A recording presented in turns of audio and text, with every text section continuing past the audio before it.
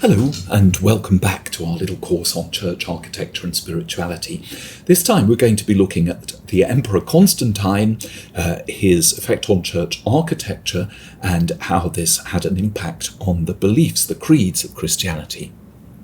Now, for the last 2 weeks, we've been looking at the evolution of spaces that Christians met in the earliest years. Christianity was it was a small group, it was outlawed by the Roman Empire, so it's hardly surprising that the earliest Christian churches were either small public meeting rooms like this one, or domestic spaces that had been modified to make a bigger dining room for meetings, perhaps an extra room or two given over to a baptistry or a library or a storage room for charitable gifts. Now, because those spaces were primarily domestic spaces, we had to understand what Roman and Greek domestic spaces looked like. But once Christianity became an official religion of the Roman Empire, those domestic spaces weren't sufficient. Something grander, something more official was needed. So now we've learned something about Greek and Roman houses, we need to look at the official buildings of the Roman Empire to see how they were adopted for Christian use. But before we do that, let's talk for a moment about the person who launched Christianity into its official imperial stage. The Roman Emperor Constantine embraced Christianity in 312, and he believed that the sign of Christ that appeared to him in a dream aided his army in battle. And that battle took place here at the Milvian Bridge in Rome. In 313, the Edict of Milan gave Christianity an official status in the empire, and this is an Italian stamp that commemorates the 1700th anniversary of that edict. Although Constantine wasn't baptized until 25 years later, on his deathbed in 337, his embrace of Christianity in 312 had a huge impact on the empire. According to Roman tradition, the emperor was close to a god. He ruled through divine right. And Constantine therefore believed that he was ruling over the earthly Christian empire, just as God ruled over heaven. Now, the combination of state power with supernatural power meant that there was now a unified empire, one church, one state, and both of them under the rule of God's vice-regent on earth, the emperor. Christianity now has this real social and political legitimacy. It was the religion of the people from northern Britain all the way east to Iraq and down south to the southern frontier of Egypt. One of the ways in which Emperor Constantine demonstrated this link between religious and state power was to engage in a huge building program. Now, we don't even know exactly how many of these churches he commissioned, but he was involved in the construction of the most important of them, including the earliest St. Peter's Church in Rome, which you can see here, and the Church of the Holy Sepulchre, whose ground plan you can see here. Here is a photograph of the centre of that round structure that we just saw, the edicule that was built over the Holy Sepulchre itself. Now, these buildings are very different from the adapted domestic spaces that we've looked at so far. They weren't just built to house a commemorative meal or honour a saint or perform a baptism. They were built to demonstrate the power of the emperor and the power of Christianity. And they were symbols of imperial and religious power. And gone are these little inconspicuous entryways in the back streets of the empire. These new buildings went up in public locations, and they were huge. Not only that, they were built not to show the hospitality of the house owner who was lending their space to Christian meetings. They were built to purposefully integrate the atmosphere, the formality of the imperial court into liturgy and architecture. That's why they transformed not only buildings, but they also transformed the beliefs and the practices of Christianity itself. Constantine chose the locations of these churches very carefully. These are the basilicas that Constantine was responsible for in Rome. Rome was over 500 years old when Constantine began this church building program, and the best places for building were therefore outside the overbuilt city centres. Here you can see a map of very early Rome. That black square there is the walled city of Rome in 753 BC. It was about to expand well beyond those borders in the years to come. Here's a map of the locations of Constantine's Basilicas in Rome, and you can see that they're not in the small walled area that we just saw. They're located in the outer boroughs, and if you trace a line between them like this, what you can see is that it forms a cross that's centered on the Colosseum. He also chose sites that were associated with earlier Christian bishops or places that were owned by the state. Here is the piazza of the Basilica of St. John Lateran. It was started in 313 and it was designed to adjoin the Laterani Palace, a palace that's fit for the Bishop of Rome. A very touching feature of this church, here it's its front, obviously done up in the Renaissance. It came into Constantine's possession through his wife, and so it was sometimes known as the House of Fauste, his wife, Domus Fauste. It was a basilica in form. It might have been adapted from an earlier basilica on the site, a secular basilica, outlined in brown here. Here you can see that this isn't a house that's been basilicified, but a basilica that is being Christianized. He dedicated this building to Christ the Saviour, evoking his delivery in battle. He was also currying favour with the most influential Christian figure in Rome, the bishop. This is the formal entrance to the basilica. It says the Holy Lateran Church, the church, the mother and head church of the city of Rome and the world. Not a modest inscription, as we can see. And here we can see the official cathedra in that church, of the Bishop of Rome, in the apse. It's his throne. The basilica shows how then this state power could be combined with the social power of the clergy. And here you can clearly see the basilica form with this characteristic flat roof. Here is Santa Maria Maggiore with its Baroque frontage, the oldest basilica dedicated to Mary, the mother of Jesus.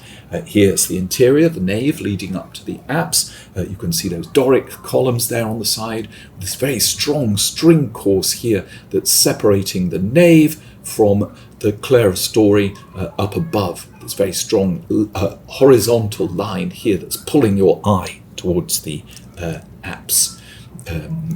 Here you can see again the flat roof on the right, Jesus crowning Mary as Queen of Heaven. Here's St. Paul outside the walls, and as I've said, one of the characteristics of these basilicas is their longitudinal axis. Here you can very clearly see it once again, the flat roof, the close together columns pulling your eye towards the front of the church, the great apse there, and with the strong string course that's separating the nave from the clerestory above.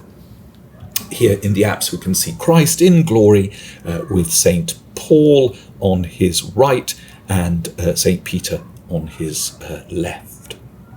There's a very strong string course, yes, separating the lower arches from the upper clerestory, leading the eye towards the apse rather than up towards the roof. Here is a reconstruction of St. Peter's Basilica. As you can see, it's a basilica in form up here, but it's preceded by a gatehouse with three characteristic doors and a little atrium here before you get to the narthex and the basilica itself. Here's a couple of cross sections of a double-aisled basilica with two columns, two sets of columns separating the nave from the side aisles. Here's San Giovanni in Laterana with its double columns as well. And here's a floor plan of old St. Peter's Basilica outlined in black there, and the dotted line around it is the outline of the current basilica, and both of them are centred there on St. Peter's tomb. Finally, here we can see the 7 pilgrimage churches of Rome. Santa Maria Maggiore is just to the left, and down at the bottom there we've got the current St. Peter's Basilica, and above that San Giovanni in Laterano. Now, Constantine also threw himself into building memorial churches over the sites where Jesus was crucified and buried. This was no simple coincidence, it was no sentimental pious gesture, it was done to advance very specific ideas about Christianity. Now, in Constantine's day, the site of Jesus' tomb was dedicated to a temple to Aphrodite, here in green, marked as the Temple of Venus. The temple might actually have been constructed by the Romans to suppress Christians making pilgrimages to the site of Jesus' crucifixion and resurrection. Now, Constantine had that temple demolished. And on demolition, a cave was revealed that was presumed to be the site of Jesus' tomb. This is not it. These are other caves cut into the rock in Jerusalem. Now, this cave was excavated into a sort of cone-shaped pile, and a circle of columns was erected around it.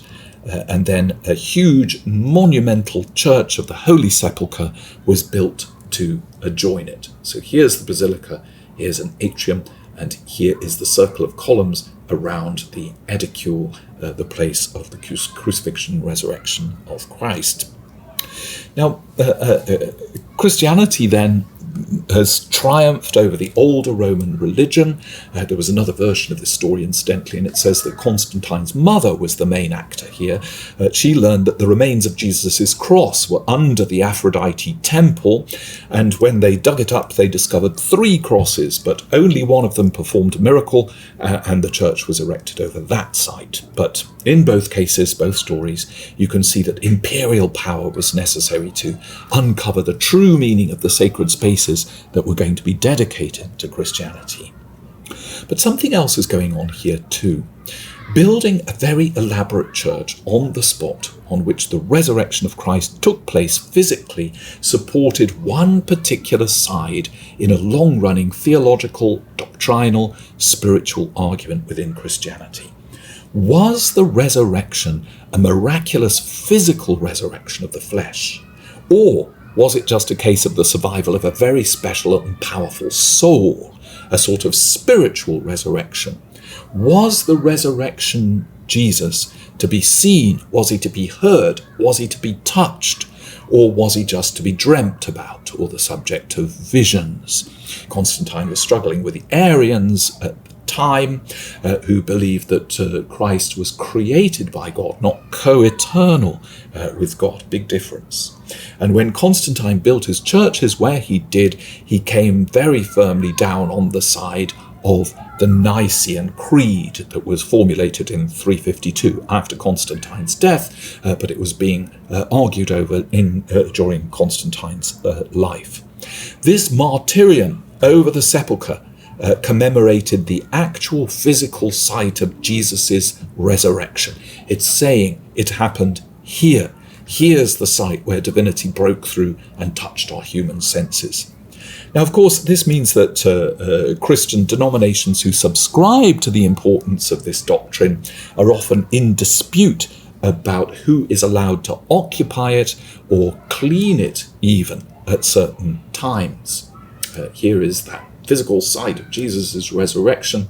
And here you can see this ledge with a ladder and the window. They all belong to the Armenian Christians, but due to a decree of Sultan Osman III in 1757 that said nothing needs to change now, it's all set in stone, you can't barge over another denomination's area here, everything is going to stay exactly as it was in 1757, and that means that this ladder has never been moved from its place there since that time. I think it might have been moved once or twice for a day or two, but that's about it.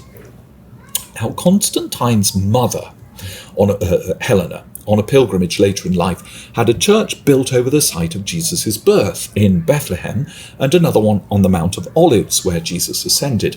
So Helena gave these buildings a huge amount of wealth from the imperial coffers. They were very highly ornamented with precious metals, with mosaics, with sculptures, and some of those original mosaics have recently been excavated under the floor of this basilica in Bethlehem. And the wall paintings and mosaics on the pillars have survived, in part anyway. And here is an engraving of what that enclosure in Bethlehem might have looked like in 1730. Now, it's not as if the churches who didn't support the Constantinian doctrine used a different sort of architecture. The Aryans, they built churches too, and here's a small example at Kitti in Cyprus. It takes this typical Greek form, but the apse is decorated with a golden mosaic in which Saint Mary, significantly Agia Maria, as opposed to the Theotokos, the God-bearer, which the Aryans didn't like as a title for the mother of Jesus, she's flanked by these two angels with beautiful peacock wings holding globes and staffs. Here is the church of Saint Pudenziana in Rome. It was finished about 400 AD. You can see here the courtyard with the west end of it at its rear, and the tympanum over the apse here depicts Christ enthroned as a holy judge surrounded by these devotees. And in the background you can see the Church of the Nativity on the left and Golgotha in the middle on the rock with the cross, and the Church of the Holy Sepulchre on the right. And Jesus is wearing robes of an earthly judge. It's still sort of holding on to Jesus' humanity, but it is the background here are those great churches in the Holy Land that Constantine was responsible for. It's a mosaic of the official Christian position of the day. Now, just a quick word on basilicas. As we discovered last week, the churches at this time usually fall into two sorts of plan: a central plan that's expanded in circles or hexagons for pilgrimages, or a rectangular plan that looks like a basilica. And this building type indicated the imperial and religious significance of the building at the same time. Now, in Rome, the word basilica just meant any large hall that was used for public assembly. And here are a few examples of these secular basilicas. Here's the Basilica of Pompeii, and here we have the Basilica of Maxentius and Constantine in Rome, and here is a floor plan of that particular basilica. Now, as you can see, the basilica could be of various forms because the word just signified its use rather than a specific architectural style, but its connection to the word basileus, or emperor, king, was also clear. The tribunal here was the raised area for the officials. And here is another one at Leptis Magna in Libya. Now, Constantine's great churches were rectangular. They ran through the narthex, the vestibule, the nave, the assembly area, and they culminated in this apse or semicircular area at the end. Here is the exterior of this church in Trier, Constantine's Basilica there, a grand building indeed. And here's Santa Sabina in Rome. You can see the apse here at the end with another smaller apse to its left. And here is the interior of that particular church. The apse was often elevated or covered by a semi-dome here under which the dignitaries sat. These buildings were really designed to impress. And Constantine used this plan for his Lateran Basilica, many later churches in Rome, in Constantinople. The plan was extremely adaptable. You could add aisles, you could add more apses, you could have a clear story rising above the central nave with balconies underneath it if you needed them. And you could add transepts that were sticking out from the rear of the apse. Now, the Basilica plan then visibly proclaimed the imperial significance of Christianity. They were large, they were lavishly ornamented, they were political, architectural propaganda that reflected the splendour of the empire and its divine ruler. But of course, this plan also led the worshipper to have a certain sort of experience entering this space. Your eye is led down there to the long nave, to the altar on the dais in the apse. And the nave with its columns leads you forward here. The bishops or the members of the imperial court could process down towards the apse very grandly. Others would have to walk down slowly with humility, with awe, perhaps even with a degree of fear. It figures this long journey towards God, and this hierarchical arrangement was borrowed from the imperial court. The axis runs from the street through a vestibule into an open-air atrium, a covered plaza, and once inside you'd go up from the narthex through the nave to the sanctuary with its altar, and behind the altar the synthronon, this curved area reserved for the dignitaries, the episcopate. Now, elaborate processions were held at the beginning of the services. The bishop and the emperor met in the porch or the narthex. They entered the church together. They were followed by a deacon carrying the gospel, then the celebrant, other clergy, the emperor's guards, the empress's attendants, and the sanctuary was often enclosed with a balustrade or a colonnade, perhaps sometimes shielded from the common view with veils or curtains. The whole thing was effectively staged in a way that emphasized this interplay between supernatural and socio-political power. The emperor occupied a loge up here on the side, accessible to the sanctuary through a door, and the emperor's loge was often a focal point, actually, that rivaled the sanctuary in the eyes of those who stayed down here in the nave. So were these basilicas just audience halls for the Lord? Were they actually just imperial courts, really, masquerading as heavenly courts? And would the humble miracle worker and saviour recognize them as places that were dedicated to his teachings, to his life? There were certainly a lot of imperial elements integrated into the worship, the procession, the vestments, the ritual, like bowing and kissing of the ring, the use of candles, the accommodation of the bishop on a throne, etc. And the ranks were certainly maintained by the arrangement of these basilicas. So next time we're going to be looking at what happened after the fall of the Roman Empire, when Charlemagne initiated a new building program to emulate the glories of the past that we've been looking at this time. So until next time, thanks for listening and watching, and cheerio for now.